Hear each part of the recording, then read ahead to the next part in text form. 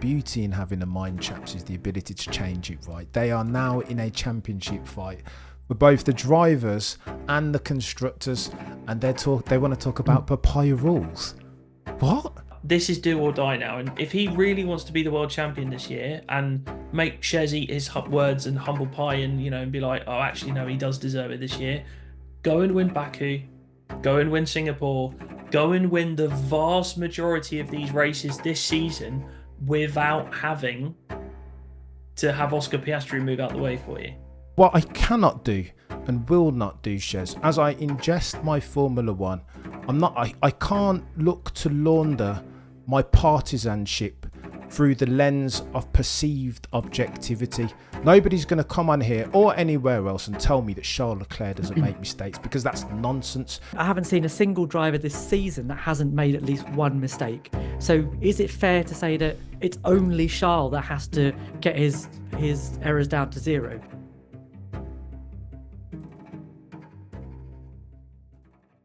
Hello and welcome to another episode of the Shakedown Podcast. With me as always, the legends, the A-team, Sir Baxty, and the one they call Shezino, aka the A-side. How are we doing, chaps? You know what? It doesn't matter how you are doing, because there is the F's that we need to talk about. This weekend, the Monza Grand Prix, or the Italian Grand Prix, even if we get the right nomenclature, is in the books. There's some things that we got to talk about. Shez, how did you ingest the Grand Prix, and what was the biggest story, chap? I ingested it on TV. It was good. It was good fun to watch. It was one of those where it was a bit of a slow burn. Funny guy, yeah. Funny guy. Full of jokes. Kat, do continue. Excuse my interruption. No, not at all. Slow burn race, really good outcome. Like, listen, I was really happy with the podium. I was really happy with Charles' reaction. I'm not going to lie, I had a little tear in my eye. Like it's not going to be, it's not Silverstone, Lewis Hamilton 2024, but it was up there. It was up there. It was good. But biggest story, you know what? As much as I'd like to just euphemize and talk about Charles all day, I'm not sure that was the biggest story of the weekend. I think the glum faces we saw in Papaya, maybe those are their rules, were probably the biggest story. Baxty, coming to you next, chap. Biggest story from this weekend's automotive pugilism. Well, Shez has taken mine, so I will, for the sake of bringing an alternative, I think a story that we probably won't get to talk about too much, but I think is worth mentioning, is the fact that Kevin Magnussen's picked up a race ban, the first driver to do so, I think, in 12 years since Grosjean, when he yeeted it over the top of Alonso and Hamilton in Spa. So it means we're likely going to see Ollie Behrman in a Haas a few races earlier than planned, which is great. And for the junior Formula watcher amongst you, rumours are that Gabriele Mini is going to step up into F2. Very promising young Alpine junior, and he's part of the Prema family. So, yeah, it could be a very interesting weekend in Baku in Haas, and to see how Ollie gets on against Hulkenberg, if it is Ollie, not confirmed yet. Fair play. I'll see you both those narratives, and I'll raise you one, Andrea Kimi Antonelli. It seems that everybody's got recency bias and short memories, because I think that potentially yeeting it into the bloody barrier off of Parabolica, and the laps that were quick or not quick, depending on who you talk to, preceding that, I think that was the biggest story by miles. The bloody press and media around it, doing a gazillion press tours and having his own interview on Sky Sports F1 with sexy Italian music in the background serenading him. I feel like Liberty Media think, like Toto the boy who cried wolf, that this dude could be the next one up, notwithstanding the fact that he looks a bit like Ayrton Senna. However, look, as the first order priority, we've got to talk about Scuderia Ferrari and the dream that was Charles Leclerc taking a victory in front of the Tifosi. Let me say, for the avoidance of doubt, that I've spoken very disparagingly about the man some say is the modern day Jean Alesi. This, however, probably isn't the best time for that, because he was very, very good. Again, fortuitous circumstances as far as the weather and the lack of tired egg, but yet and still, you've got to execute for it. And Charles was brilliant. this race weekend. However, Shez, as we've talked offline, do we, as fans of Formula One, I know we've got a tendency, recency bias we've already talked about.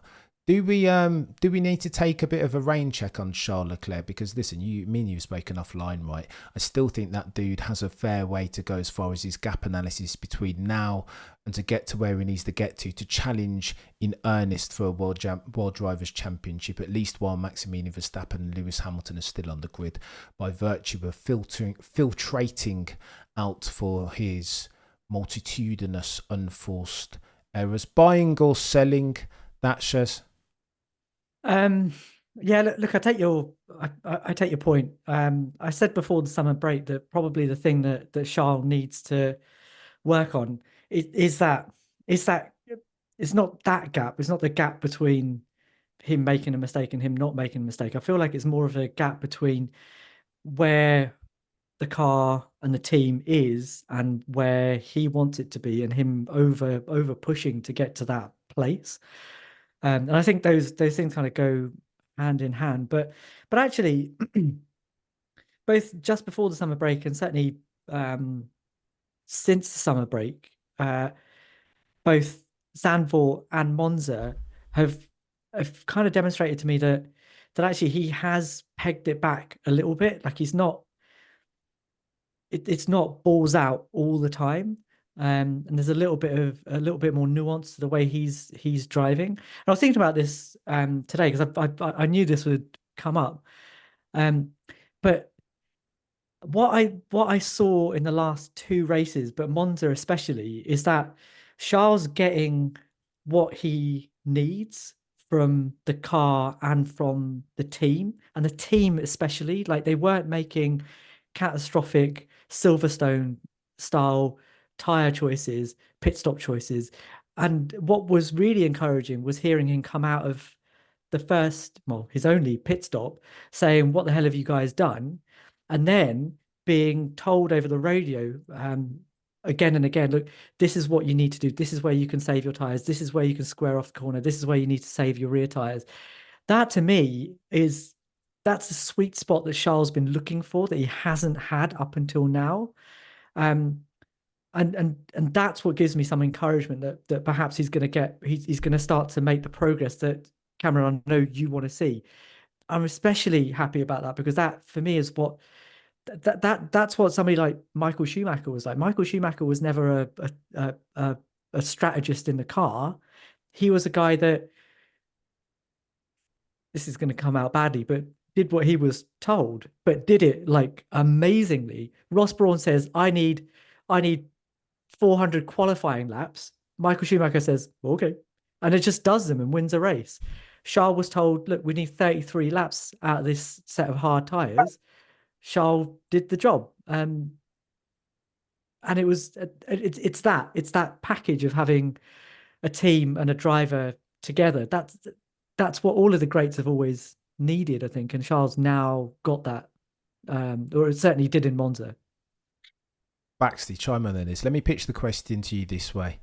How much progress do you think, by virtue of his victory at the Italian Grand Prix this weekend past, has Charles made towards fulfilling on the promise that is his not insubstantial potential?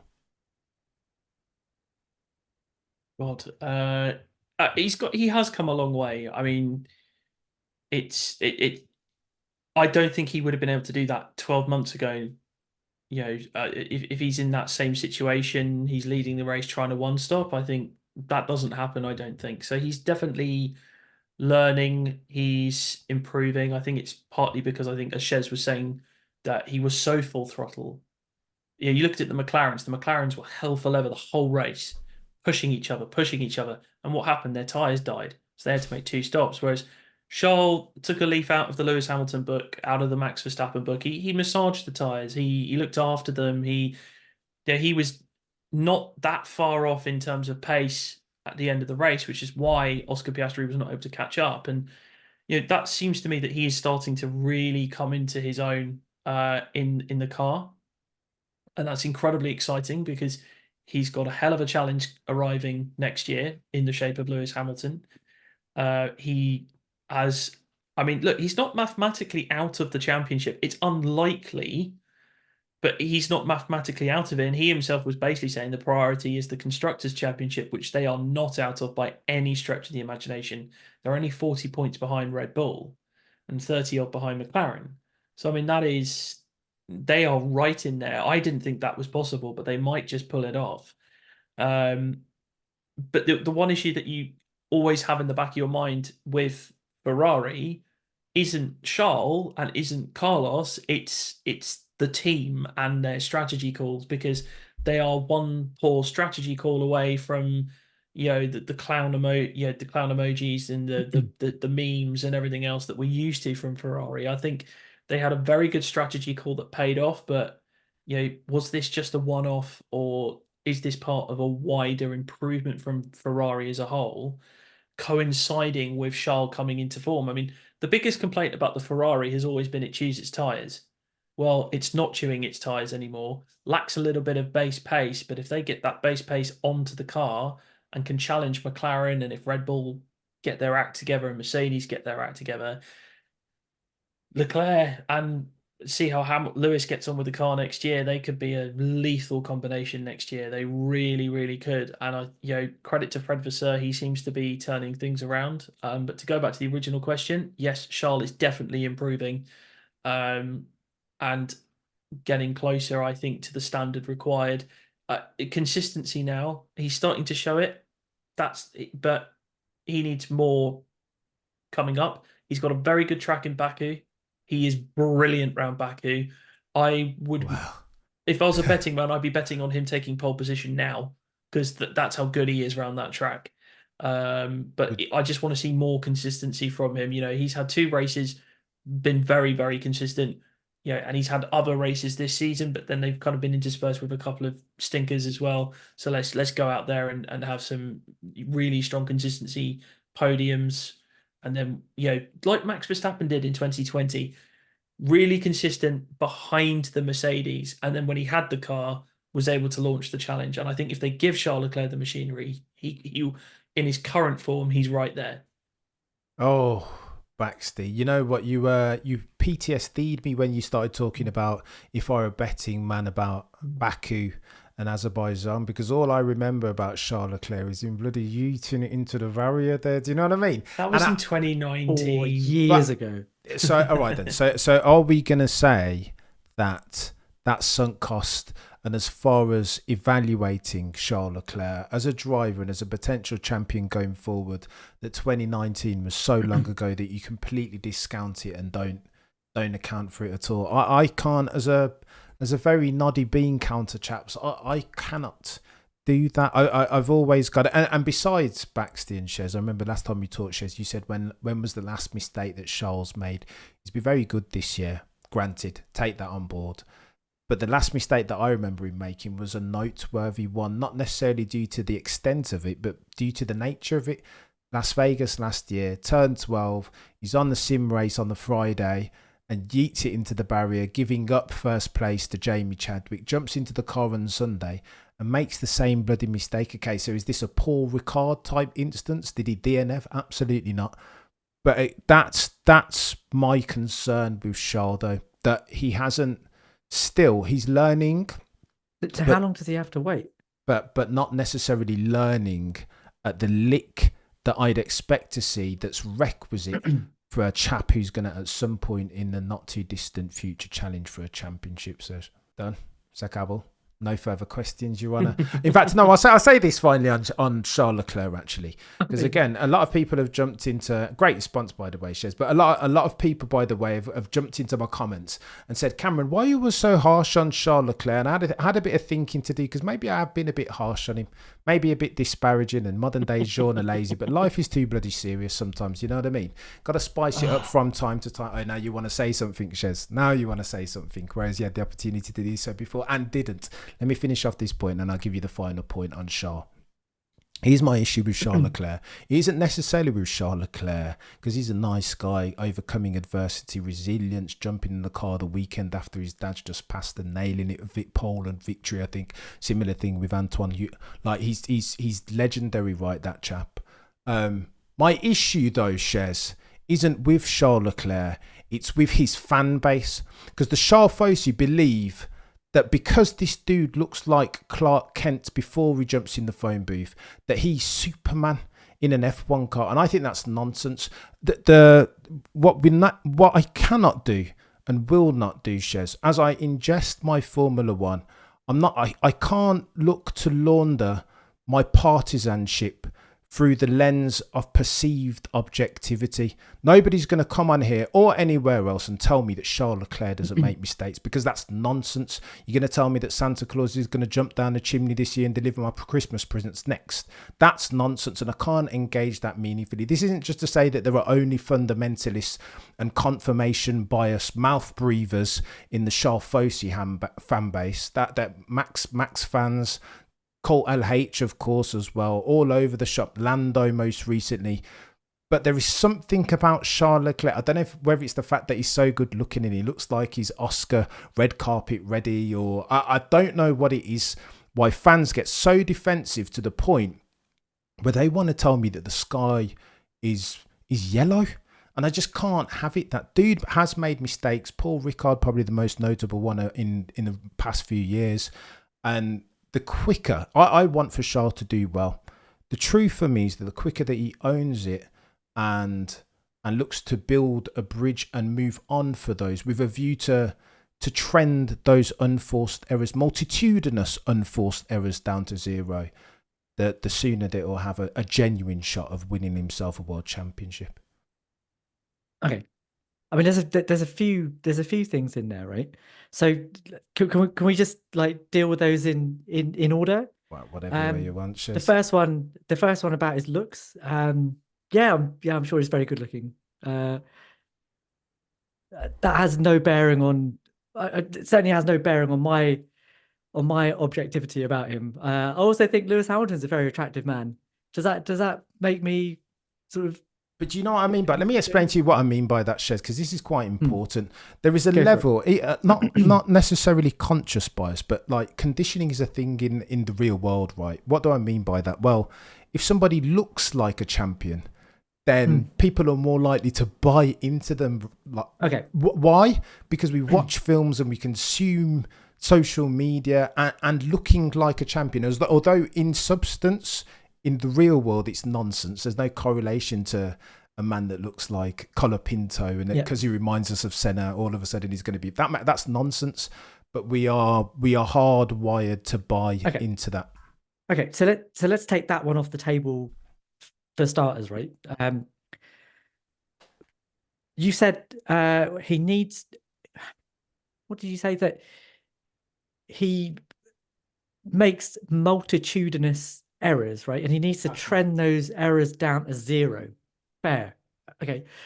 Number one, I haven't seen a single driver this season that hasn't made at least one mistake. So is it fair to say that it's only Charles that has to get his errors down to zero? Because I can think of only one error this season that's actually cost him. Austria Q3 went into the gravel. Same thing that Lewis Hamilton did in that session. So, okay. Yes, he has made a mistake. So Shez, if you take season today in isolation, cool, I'll go with you. I will concur. But extend, like as I said to you, right? Extend it back to Las Vegas, and he made two big errors in consecutive days almost. So I just don't think. Okay, but you judge your F1 drivers. You can't count the sim race. That wasn't a real. But can you count Paul Ricard a couple of years ago? Basically, my point to you is this: longer form is how you judge. Just as a clinician, you judge your outcomes in longer term, right? You can't say one swallow. That's really okay. One swallow does not a summer maker. It's actually very interesting, because I was having this exact discussion with one of my colleagues today, right? That if you start a new test, you start a new way of assessing something, you need to give it a bit of time before it starts to come good. Charles, I agree, has made mistakes. He's made mistakes in very specific circumstances. It's never a coincidence that the Ferrari and the team the car and the team itself are underperforming at the same time that Charles is then underperforming. The difference that's happened this season is that when the car is underperformed, Charles has not chucked it off the road. That for me is progress, right? So maybe he's not the finished product right now. And I said the same thing about Max when he was wiping the floor with everybody else in 23, that I need to see what he looks like in the heat of a championship battle. And Max is proving this season that actually, even when there's heat on him, he's pretty freaking good. Charles probably needs the heat of a championship battle for us to conclusively know what he's going to do. Totally agree with that. But the evidence to date from this season is that actually in similar circumstances to where he's made big mistakes last year, he's not doing the same thing this year. Please give me an example. Bruv, I just don't. I'm reserving judgment. I'll be honest with you. But just because, this is why, Shez, just because the mistakes have come so fast and furious, no pun intended, in previous seasons, I can't just. He's been really, really good this year, and he has absolutely made progress. I concur. But I'm on tenterhooks, just waiting for him to yeet it into the barrier again. Yeah, because I just think the trend is your friend until there is a bend, right, in financial services terminology. And is he bending? Yeah, he's getting there. But is this a proper bend? Have we seen enough evidence over the past 14, 15 races to more than offset the multitudinous errors that he's committed career to date, previous hitherto? Like I'm not so sure. The jury's out, and again, it's and as well, Shez, by the way, it's not just the bloody errors on track. Yeah. Is it? Yeah. It's some of the decision making in the car. Yeah. Monaco, come in. Yeah. Brazil sprint race, go out on Inters. Surely, and to be fair to him, if I'm going to be balanced, you can hear him in his communication with Bosie that he's now more science than he was Charles Leclerc 1.0 of a couple of seasons ago. Yes, sir. No, sir. 3 bags full, sir. Put me on Inters for qualifying when there's no rain. Yeah, of course I'll do that. Meanwhile, Carlos Sainz on the other side of the garage is like, mate, put me on red label slick. So I take it on board that he's nailing it. But like I said to you, Shez, before we tangent onto some McLaren talk, I think my fight isn't necessarily with Charles Leclerc per se. It's with his fan base, his very delusional fan base that just can't, that try to tell me that left is right. And I just think it's nonsense. Scorched earth every single time, and that, because again, nobody... I think you do people a disservice if you don't hold their feet to their fire, again, where they try and launder their very partisan viewship through the lens of perceived objectivity, because there's no truth value in that, Shez, and it's nonsense. Not the way. I totally agree with that. 100%. There is no driver on the grid that is without flaw, right? And to turn for any fan base to come out to come at somebody that points out a legitimate issue to say that's not real is wrong. And I know I've been guilty of it on Charles that one time that we keep coming back to again and again. I know I brought it up, but we're never too far away from it. Remind new viewers what you said, Shez, for the avoidance of that. No. Why not, mate? You got new viewers that you got to say what you said. Come on, Shez. What did he say?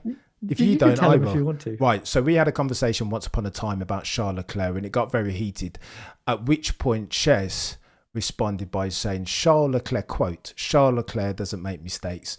To which me and Baxty said, I remember this is kind of what it looked like at the same time. And to bookend this conversation, Shez, this is why that for me is a case in point, right? Like of as clinical as you are and a mind both inside and outside F1, for you of all people to say that, man who argues and bats 1,000, to say something that's so evidently incorrect is like, okay, so there is Houston as far as the Charles Fossey. There is something in Charles.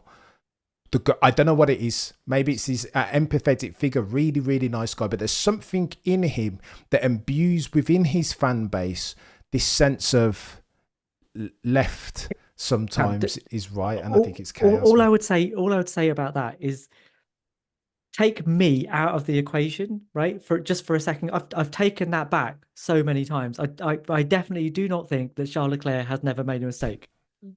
Your Honor, I was wrong, and I'm taking it back. But take me out of the equation and just look at the bulk of Charles Leclerc fans, right? They're the same as Lando fans that can't back down. They're the same as Max fans that can't back down. They're the same as Lewis fans that can't back down. In my interactions, I think there might have a couple more revs.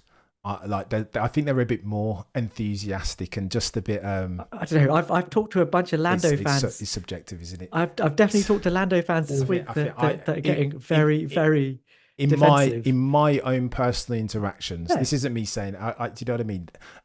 No fan base is a monolith, and I can't tar all of them with the same brush. But in my personal interaction, Shez, with Charles Fossey members, it is chaos, bro, and I'm trying to understand in real time what the underpinning of it is. But you know what, we'll revisit at some point, Shez. I'm keen to see. I genuinely, from the bottom of my heart, I hope that he makes a mug of me, and that he's a changed man and born again, and that all the mistakes are a thing of the past. Genuinely, because he's a good guy. Brilliant story for F1. Brilliant story for Scuderia. Do you know what I mean? Like, I hope that the mistakes are genuinely a thing of the past. But for me, if I'm being honest, the jury's just a little bit out. No further. We'll see. It's very modern day Gilles Villeneuve for me. You know that. Yeah, and there's positives and negatives to that comparison. Baxty, talk to me about McLaren, chap, because there's a lot going on over at the papaya coloured team by virtue of papaya rules, chap. When you saw the interaction between Oscar Piastri and Lando Norris into turn 4, how did you react, Baxty? I winced. I definitely winced, because I was worried they were going to come together, and then my immediate thought afterwards was, where the hell has Charles Leclerc just come from? Because he came from a different postcode to get past Lando Norris. I was like, there's a Ferrari there. How did the Ferrari get there?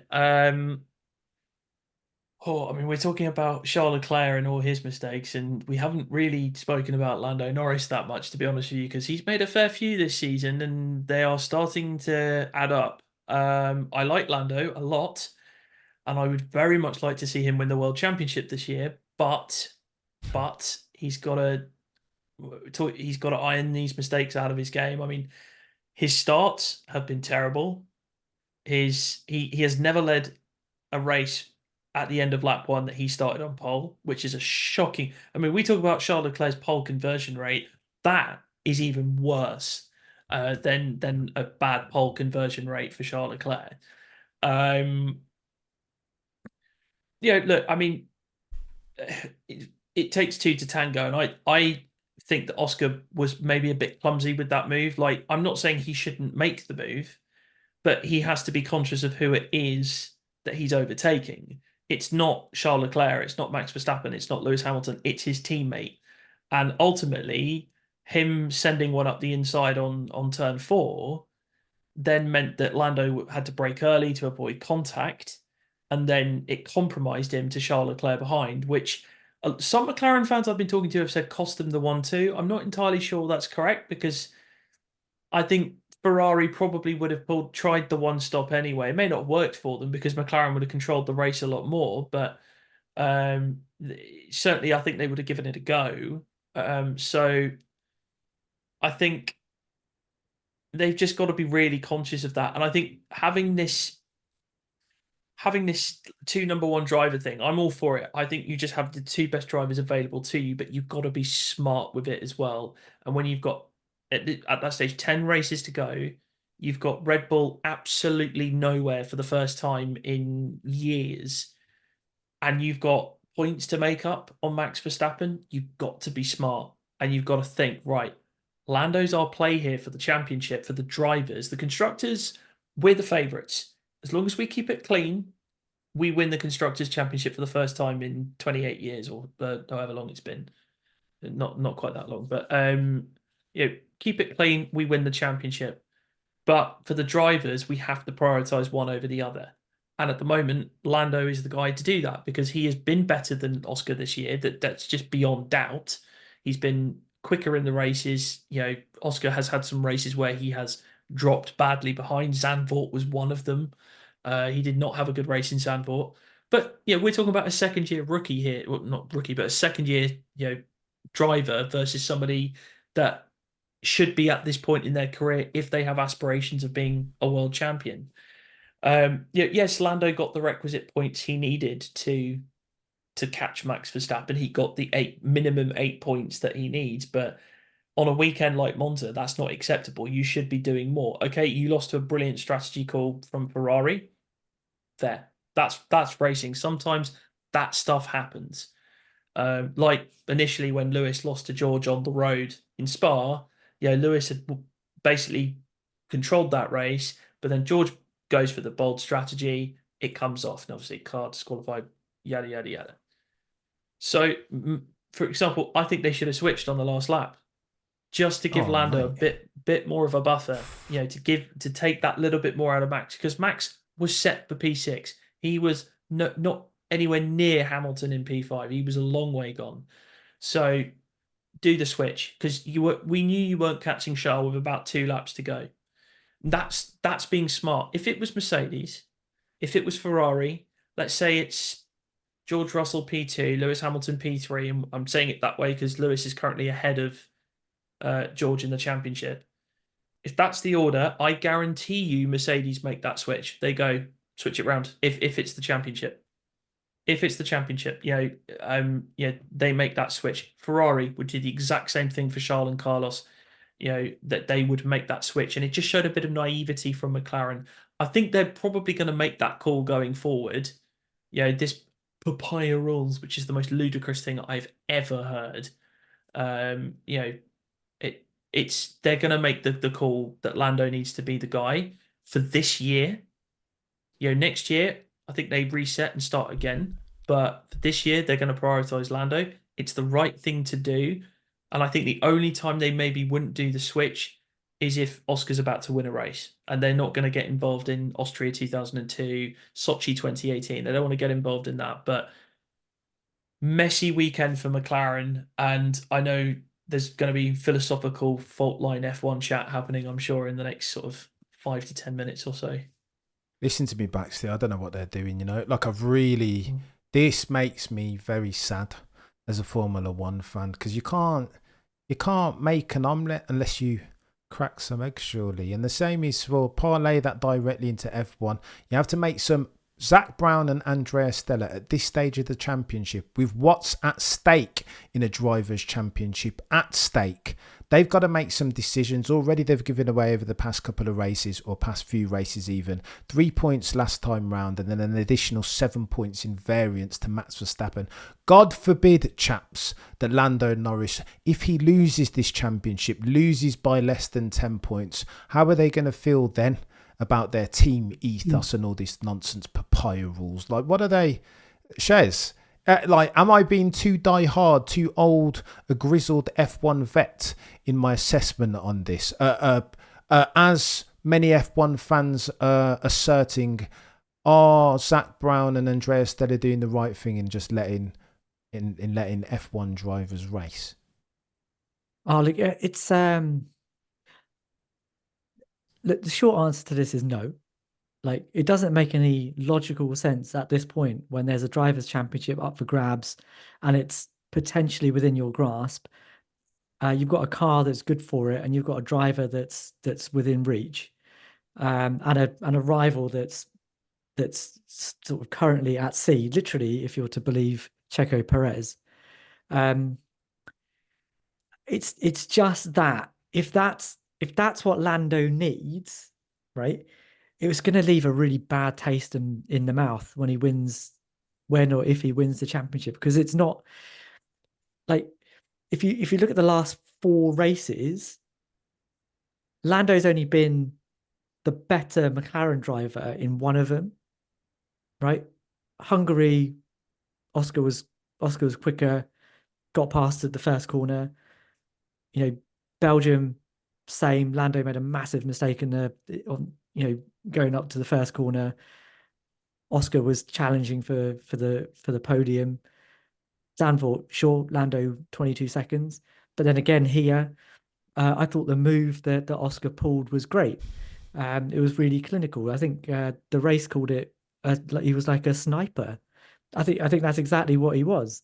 And I think also that they should have switched the two of them at the end when they knew that Oscar wasn't going to win. Well, what if as they're slowing Oscar down to let Lando through, that's when Charles has one of Cameron's favorite mistakes, and shoves it in the wall, or not shoves it in the wall, but certainly locks up and loses a bunch of time. Then what do you do? You've just lost your chance at a victory. Is that what you want? And there's never been a point in this season where I have felt that Lando has stamped his authority over his teammate, or stamped his authority on that team, where he's given McLaren no excuse not to give him priority. Like, there's always been the first lap errors. There's always been the instances where Oscar actually has just plain outperformed him. And Oscar has also had 3 big bits of bad luck, right? He's had the 3-place grid penalty for impeding in Imola when he probably would have got pole. He's had the track limits that was not track limits in Austria, when again he would have been on the front row. And then he had, what was the other one?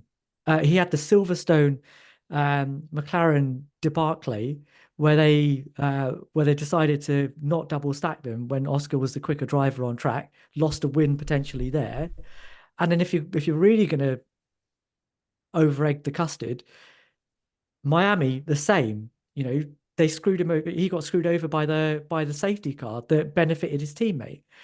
So it's not like Lando is in the position that he is in purely down to his own merit. So that's why I can absolutely understand why there are factions, even with McLaren, that don't feel comfortable with just giving him the red carpet. But I do understand why it's the right thing to do right now for McLaren. But if he wins the championship, and that's what they've had to do, I will always feel like this was Max's, and he absolutely got robbed. Mate, I still don't understand this at all. Like, genuinely. Like, listen, I think the context is key, right? And McLaren didn't foresee themselves in this position so soon. They prognosticated that 2025 would be the first time that they were expecting to challenge for races, and therein, or thereafter even, championships. But the beauty in having a mind, chaps, is the ability to change it, right? They are now in a championship fight for both the drivers and the constructors, and they want to talk about papaya rules.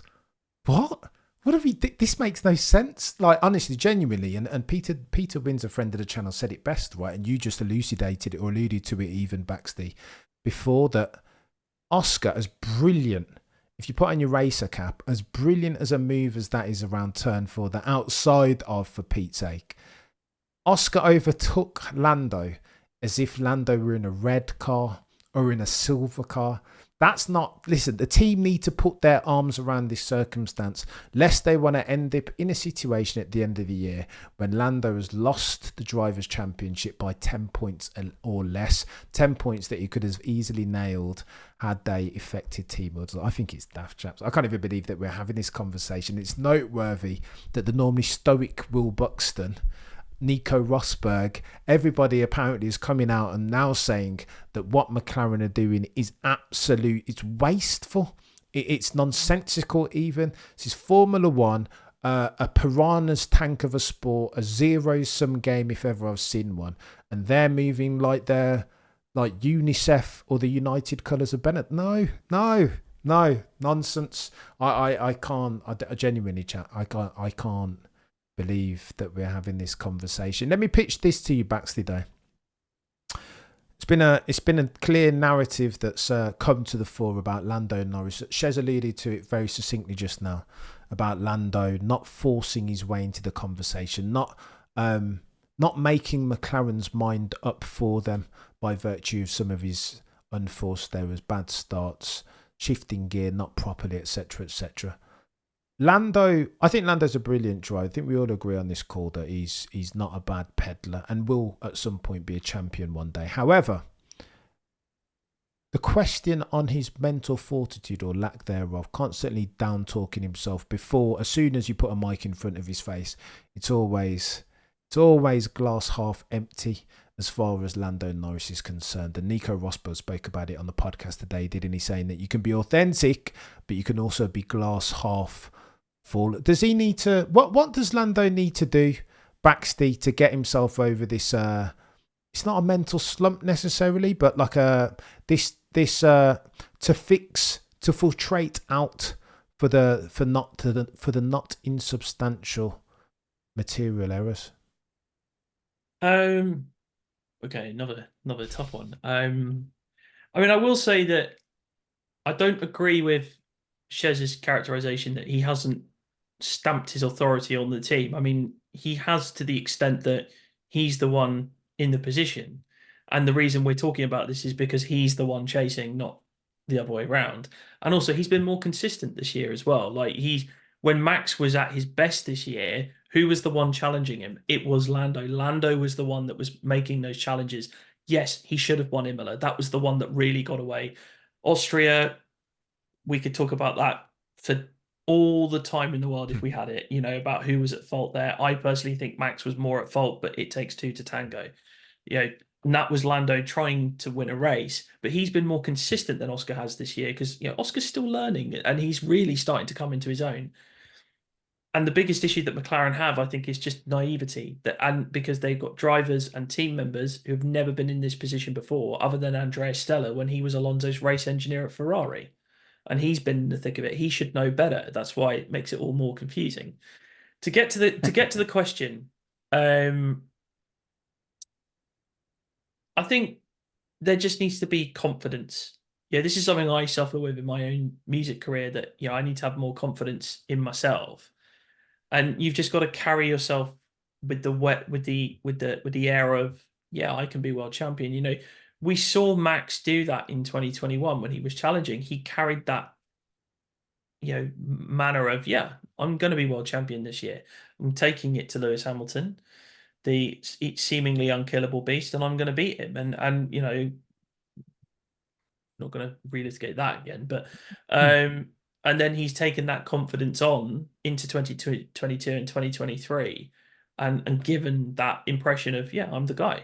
I am the guy. Lando hasn't quite done that, and he's getting there, but I think he's being a bit British about it, to be honest with you, where it's almost like don't want to brag too much, don't want to be too cocky, don't want to be too, you'd be a bit more humble and everything else. Screw that. You're an F1 driver. Be confident. You've won 2 races this year. You're 63 points off Max Verstappen, who has got 2 circuits coming up where he could be absolutely swimming at sea in a completely different racetrack. If that Red Bull keeps going the way it's going, take advantage of it. Believe in yourself. This is the best opportunity you've had ever to win a drivers' championship. Grab it with both hands. Don't sort of cautiously edge your way into it. This is the time. Get used to this pressure. You want to be here. This is it now. Okay, you need to learn about being a front runner in F1. You're learning all the time, and he's getting better. But this is do or die now. And if he really wants to be the world champion this year and make Shez eat his words and humble pie and, and be like, oh, actually, no, he does deserve it this year, go and win Baku, go and win Singapore, go and win the vast majority of these races this season without having to have Oscar Piastri move out the way for you. Because, Lando's record in qualifying, for example, he's never been out-qualified across the season, ever, even with Carlos Sainz. He out-qualified Carlos Sainz as a rookie in 2019.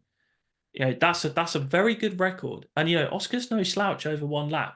Mate, and he's getting destroyed. Like their qualifying head-to-head. If you check this out, chaps, it's almost as bad as Russell and Hamilton. Yeah. Oh, mate, I can't believe it. My heart, Baxty, you're killing me. It's techie, and I wish Lando the best, but he does need to get over that. He needs to address that in earnest and bloody. Where better. And he needs to sort his starts out as well, because his starts are I think it's not just his starts, Baxty, like, because he started well this weekend, didn't he? It wasn't his start. It's almost like he goes to sleep. Like, he'll put in these god tier qualifying laps, and then he'll brake so conservatively with Oscar Jack behind you, breathing down your neck. That makes no sense. That was partly predicated by the fact that Oscar had just sent it up the inside, and I think Lando was a little bit miffed this weekend because I was loving what he was doing in Hungary when he was like, "Why should I? Why should I move over? You put me in this position, McLaren. Why should I move over? I'm the guy challenging for the championship, not Oscar. But why? Right, well. And then he played the team game, which I disagreed with at the time. And I think Oscar going up the inside of him has kind of made him go, maybe I shouldn't have done that. And I think maybe he will go, right, gloves off, no more. I'm gonna just, if we don't finish, so be it. Well, how else are you going to win a champ? This is what I'm saying, Baxty. Like, I feel like Shez is onto something. When you look back, and again, I can hear Tomo in my ears saying, listen, Cameron, all drivers have different personalities. It's 2024 now, no longer 1994, and it's TikTok generation, etc. But listen, the common thread of the most notable champions of late, the ones who've been most successful, is that steely ruthlessness that epitomizes them. Each of them are personified it, whether that's Prost, Senna, Piquet, Lewis when he's ready, like Schumacher, Vettel multi-21. Listen, better to ask for forgiveness than permission, especially at this stage, Lando, giving away too much points, and you've got 9 races remaining. By the way, chats, before we round 4th base here, you guys have talked about Charles Leclerc. Do you know how, as a guess, I bet one of you at least have checked, what's the points differential between Charles and Lando in the championship? Do you know? About 20 points or something. It's tight, mate. 24 points. Yeah. I did not know this, Baxty. I looked at that. Somebody said that earlier. I was like, hang on, Charles right. But if Lando's in it, then by extension, Charles is right in it as well. Testament to what you were saying earlier, Shez, that he hasn't been the man from Monaco hasn't been half bad this year. Props to him. Fair play. Right, chaps, that's been a decent F1 chat as always. Listen, if you're watching on the YouTubes, be sure to like, comment, and subscribe, of course. If you are listening on a podcasting platform, do myself and yourself a favour and drop a 5 stars and a cheeky follow, por favor. That on my right has been Sir Baxty. On the right of your screen, that's been Shezinho, aka the A side. I've been Cameron. Between now and next time, as always, remember to look but never stare.